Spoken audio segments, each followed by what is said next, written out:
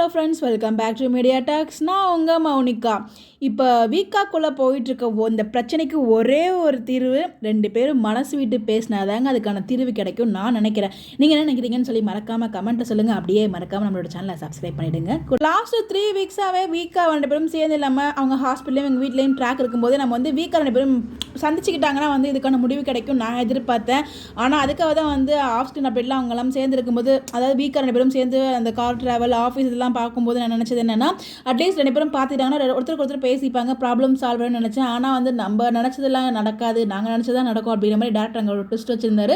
ரெண்டு பேருக்கும் மனசுக்குள்ளே வேற ஒன்று நினச்சிக்கிட்டு வெளில வேற மாதிரி பேசிக்கிறாங்க. இந்த இதில் நம்ம காவேரி வந்து எந்த அளவுக்கு ஃபீல் பண்ணுறாங்கிறத விஜய் புரிஞ்சுக்காமல் இருக்கிறாரு. அதை வந்து மனசுக்குள்ளே அது ஒரு மாதிரி ஒரு சிலப்போ புரிஞ்சுக்கிறார், ஒரு சிலப்போ வந்து அது கேஷுவலாக எடுத்துக்கிறார். அது ஏன்னு தெரியல. ஒரு சிலப்போ ஒரு மாதிரி காமிக்கிறாங்க, இன்னொரு சிலப்போ வேறு மாதிரி காமிக்கிறாங்க. அவரோட கேரக்டரை மாற்றி மாற்றி காமிக்கிற மாதிரி எனக்கு ஃபீல் ஆகுது.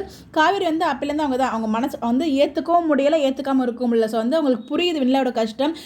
மாறிட மாட்டார்னு ஒரு இது இருக்குது, மாறிடுவார்னு ஒரு பயம் இருக்குது. அதாவது அது காரணம் வந்து அவர் சொன்னார் இல்லையா, வெளியில் தான் எனக்கு முக்கியம்னு சொல்லிட்டு அந்த ஒரு வார்த்தை அங்கே மட்டும் எனக்கு நீ தான் முக்கியம்னு ஒரு வார்த்தை சொல்லியிருந்தாருன்னா இந்த இடம் நம்ம காவேரி பயப்படவே மாட்டாங்க. அது எல்லாமே வந்து டைரக்டர் டீம் வச்ச ட்விஸ்ட் தான். ஏன்னா இப்படி கொண்டு வந்தால் தான் கதை மூவ் ஆகும் அப்படின்னு சொல்லிட்டு இப்போது வீக்காக மீட் பண்ணிக்கிறாங்க. அது மீட் பண்ணாலும் ஒன்று தான், பண்ணாமல் இருக்கிறது ஒன்று தான் அப்படின்ற மாதிரி தான் எனக்கு ஒரு ஃபீலாக இருக்குது. ஏன்னா அவங்க பார்த்துக்கும் போதுமே அவங்களுக்கு அந்த பழைய மாதிரி அந்த எதுவுமே இல்லை அவங்கக்கிட்ட.